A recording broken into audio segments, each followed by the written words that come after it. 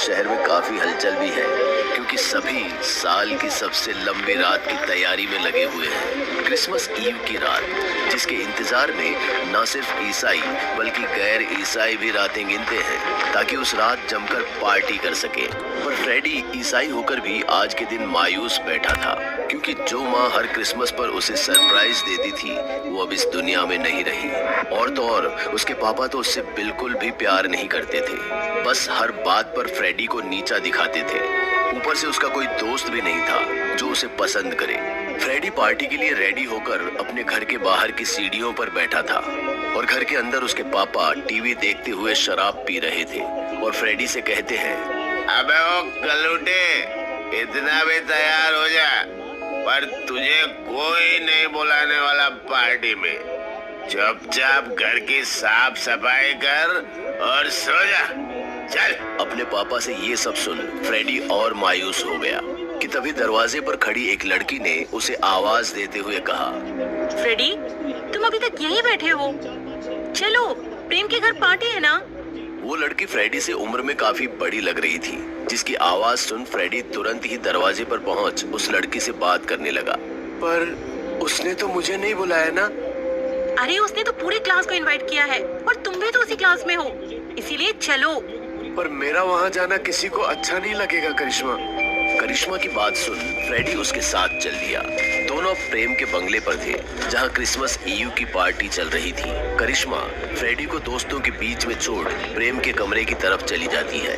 Freddy भी धीरे धीरे पार्टी को एंजॉय करने लगा था, पर जैसे ही वो अपनी क्लास के दोस्तों से मिलने उनके पास गया तो लड़की तो छोड़ो, उसकी बदसूरती के कारण कोई लड़का भी एक सेकंड के लिए भी उसके पास नहीं आया। फ्रेडी अब पार्टी के शोरगुल के बीच खुद को बिल्कुल अकेला महसूस कर रहा था। तभी उसकी नजर बंगले की बालकनी पर गई। प्रेम शराब के नशे में धुत करिश्मा को अपनी बाहों में जकड़े हुए था और करिश्मा भी आंखों में आंसू लिए एक जिंदा लाश की तरह फ्रेडी को देख रही थी। धीरे धीरे पार्टी के सभी लोग यही बात करने लगे थे कि आखिर प्रेम ने इस कलूटे को पार्टी में क्यों बुलाया। पूरा मजा किरकिरा हो गया। जब प्रेम को ये बात पता चली तो वो सीधे फ्रेडी के पास आया और उसके हाथ से गिलास छीना और शराब उसके मुंह पर दे मारी और फिर भला बुरा कहने लगा। अबे ओए कलूटे, मैंने कॉलेज की पूरी क्लास बुलाई, पर इसका मतलब ये नहीं कि तू भी इसमें शामिल हो जाए, क्योंकि तू हमारा दोस्त नहीं है। और अब जब आ ही गया है तो चुपचाप ये महंगी शराब पी और किसी कोने में पड़ा रहे, वरना धक्के मार कर बाहर निकाल दूंगा। प्रेम की बातों से फ्रेडी शर्म से लाल हो गया था, यहाँ तक कि वो करिश्मा से भी नजरें नहीं मिला पा रहा था और ना ही करिश्मा उसके लिए कुछ कर पा रही थी। तो वो भागता हुआ सीधे बाथरूम में चला जाता है और वहाँ रोने लगता है। तभी उसे ऐसा लगता है कि उसके पीछे से कोई गुजरा। फ्रेडी रोना छोड़कर पीछे की ओर देखने लगता है और थोड़ा घबरा कर पूछता है, कौन है वहाँ? पर कोई कुछ नहीं बोलता। तभी फ्रेडी वहाँ की लाइट का स्विच ऑन करता है, जो जलता नहीं बल्कि थरथराने लगता है। तभी उस अंधेरे से एक सेंटा बाहर निकलता है। अरे भाई, जोर की प्रेशर आई थी और तुम पूछने लगे कि कौन है। फ्रेडी ने देखा कि ये वही सेंटा है जिसके साथ अंदर सब प्यार से बातें कर रहे थे और सेल्फी ले रहे थे। तुम कितने लकी हो ना कि तुमसे सब प्यार करते हैं। अरे मुझसे नहीं दोस्त, मेरे इस मुखौटे से। बाकी आजकल तो बिना फिल्टर के लोग खुद को भी पसंद नहीं करते, इसलिए वो बनो जो तुम्हें हिम्मत दे और वो करो जो तुम्हें खुशी दे। मास्क हटाते ही फ्रेडी को सेंटा का चेहरा दिखता है, जो उससे भी ज्यादा गंदा था।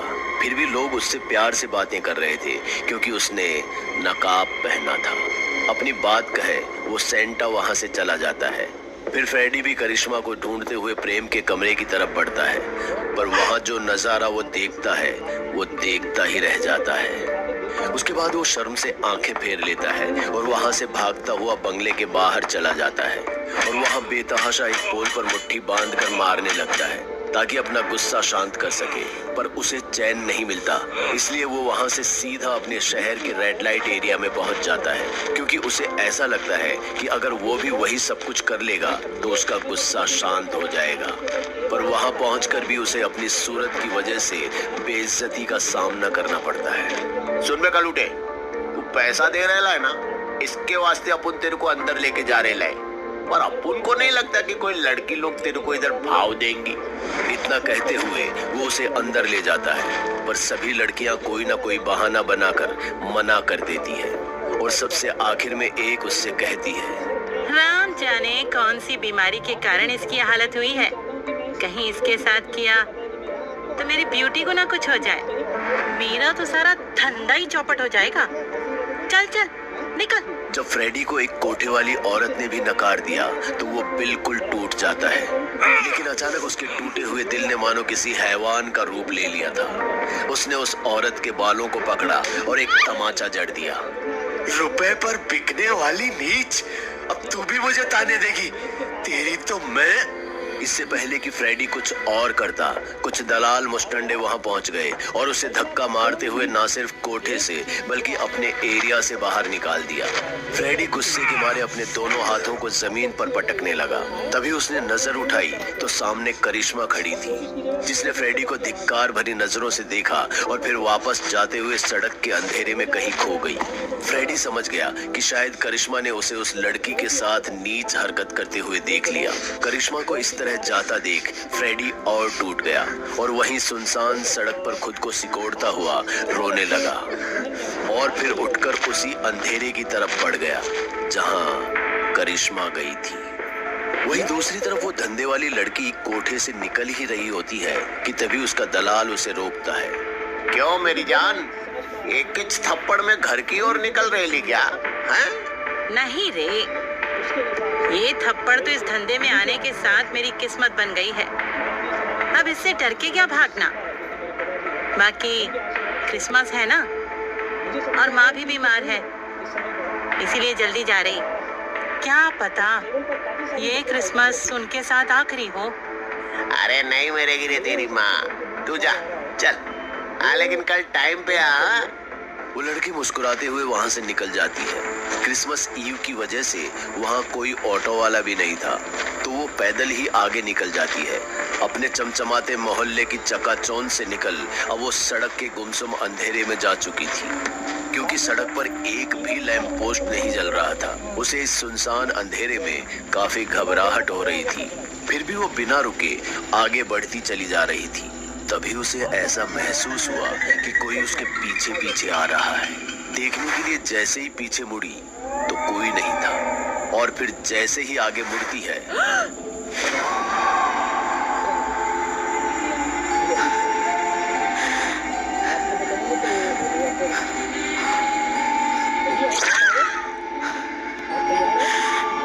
मुझे लगता है कि किसी को जज करने में कुछ नहीं रखा है, लेकिन तुम्हें लगता है कि तुम खूबसूरत हो, तो क्यों ना ये फैसला जनता करे। अगले 40 मिनट में ये तय हो जाएगा कि तुम खूबसूरत हो या नहीं। से चीज डियर, पूरी दुनिया देख रही है तुम्हें। अगर उन्होंने मान लिया कि तुम सुंदर हो तो घर जाकर केक कट करो, और उन्होंने बदसूरत कहा तो फिर jingle bell jingle bell jingle all the bell, killer Santa come to the door and kill you very well. Jingle bell jingle all the bell. इतना कहता हुआ वो सेंटा वहां से चला जाता है और उस लड़की की जिंदगी की वोटिंग स्टार्ट हो जाती है। बेचारी ना हिल पाती है ना ही चीख पाती है, बस आंखों से बहते आंसुओं के साथ सामने स्क्रीन को देख रही होती है, जहां कभी वोट बढ़ता है तो कभी घटता है।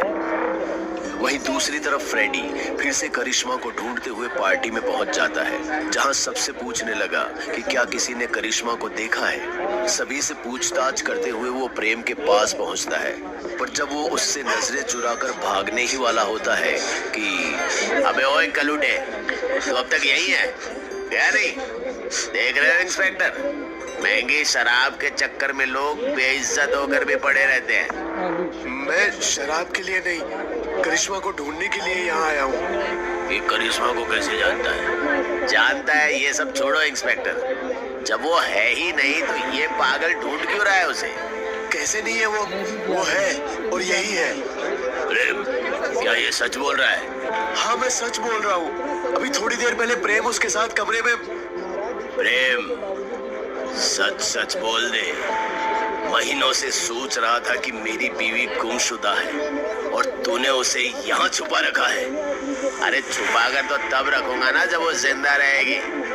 पता नहीं इस साले को कैसे दिख रही है। क्या करिश्मा नहीं रही? तूने मार दिया उसे? मैंने नहीं। उन दोनों की बहस के बीच फ्रेडी वॉशरूम की तरफ गया, जहां उसके पीछे एक सेंटा भी गया,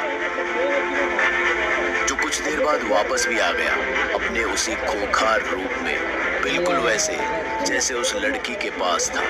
पर इस बार उसके हाथ में कोई कुल्हाड़ी नहीं बल्कि एक रिवॉल्वर थी, जिससे उसने बेतहाशा फायरिंग करनी शुरू कर दी, तब तक जब तक कि गोलियां खत्म नहीं हो गई। उसके बाद का मंजर ऐसा हुआ जैसा कि सब धुआं धुआं, और इसी बीच अपनी डरावनी पोएट्री के साथ वो सेंटा कहाँ गायब हुआ ये किसी को भी पता नहीं चला।